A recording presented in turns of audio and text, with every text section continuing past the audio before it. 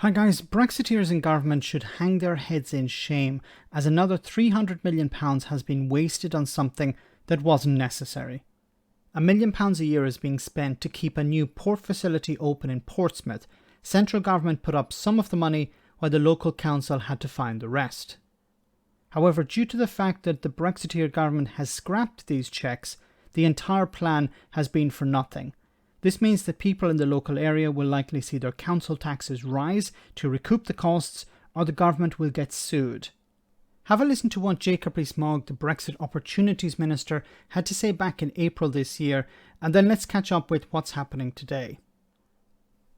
You're admitting that this could save £1 billion, which means that cheques would have cost £1 billion. I thought post-Brexit cheques were not going to be disruptive.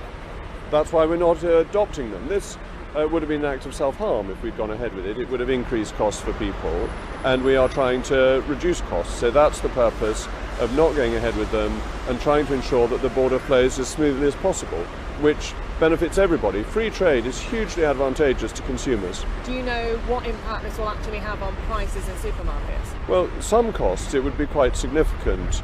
That if you look at small deliveries of things like cheese, you were talking about 71% increase maximum level on the retail price. And frankly, at that level, goods just wouldn't have come in. And then today. This border control post was designed to inspect 50,000 lorry loads of goods a year. Physical spot checks on animal and plant products, meat, fish, vegetables, fruit and timber. But Portsmouth isn't the only one. Facilities like this one have been built all over the country, and they're all currently standing empty. Altogether, 41 border control posts have been set up at ports, railway stations and airports. The government gave out £200 million in grants to help pay, but the funding was massively oversubscribed, so the ports themselves also paid around £100 million to get the work done. So, 200 million from central government, and then the local ports another 100 million, 300 million in total, and these ports will not be used. Why is this happening? Because the Brexiteers didn't know what they were doing. They decided, yeah, we want to leave the single market and the customs union. We want to become a third country. And, well, obviously, we've been drinking our own Kool-Aid. We've been smelling our own, whats. And we've believed our own rhetoric. We thought that, well, once we leave the single market and the customs union, the European Union will treat us as if we were a member. And they're not going to carry out checks on goods coming in from Britain. And we won't have to carry out checks on goods moving from the EU into the UK. Complete lack of understanding. Because they believed their own rhetoric. Or some of them did.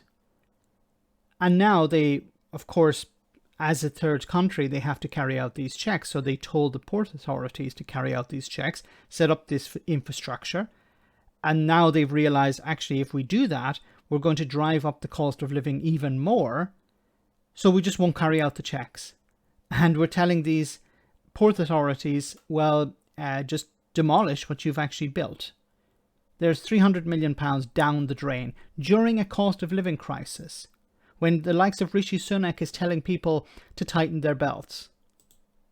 The government claimed the decision not to impose the new controls this year will save traders up to £1 billion and help with the cost of living. It's music to my ears, quite frankly. Importers are delighted.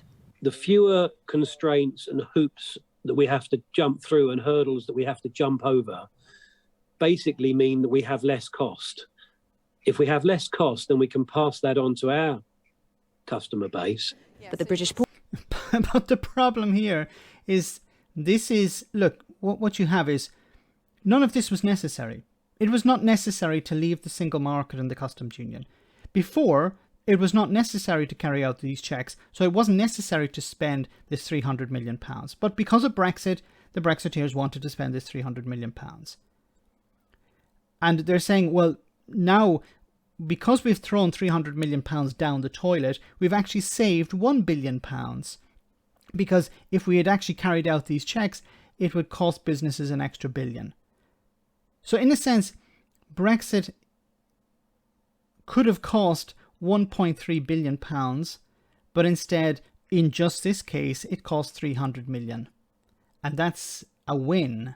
We've thrown 300 million pounds down the toilet in order to save 1 billion. When we didn't actually have to do any of this in the first place. Ports associations say it's all been a huge waste of money. If they'd have decided this 2 or 3 years ago that we're going to have no checks and controls or limited targeted processes at our borders, then we wouldn't have had to go to all the effort and expense of building such facilities. And while talks between the ports and the government continue, for now, these gates are locked firmly shut. Amanda Acast, Sky News, Portsmouth. Just think about this. During the cost of living crisis, the Tory government is throwing £300 million away. That money could have been used to build hospitals. It could have been used to help people during a cost of living crisis. It could be used for so many things. But it's gone now. And these buildings are likely to be demolished because they're not going to be used. And in some cases, those that are not demolished will have to be continually paid for. It is absolutely absurd.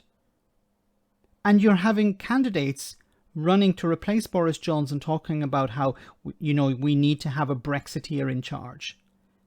A Brexiteer who wants to deliver more idiotic schemes like this. Let me know in the comment section, guys, what you think about all of this. As always, your comments are greatly appreciated. Thanks a lot.